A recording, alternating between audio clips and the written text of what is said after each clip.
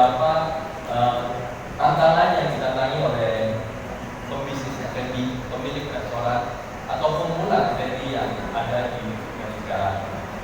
Kedua, terbatasnya pengetahuan dalam mengembangkan operasional bisnis. Terbatasnya pengetahuan bukan berarti kita tidak tahu cara bisnis di dunia F&B atau kita tidak bisa masak atau tidak bisa produk. Tantangan pengetahuan itu lebih dari mengeluarkan masakan yang enak, mengeluarkan produk yang berkualitas.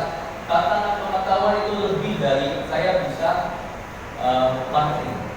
Tantangan itu banyak sekali yang kita realize di dunia F&B. Ada salah satunya bagaimana kita melakukan bisnis F&B dengan baik secara operasional dan juga mengeluarkan hasil dan juga berbuah penghasilan yang bagus. Tantangan gimana kita dulu kalau bisa buka restoran, ibu saya tuh kalau promosi, salah satu promosi yang besar adalah di koran, di Yellow Pages, yang sekarang sudah nggak ada. Ada Google ya. Yang cara mempromosikan itu harus nge-print brosur.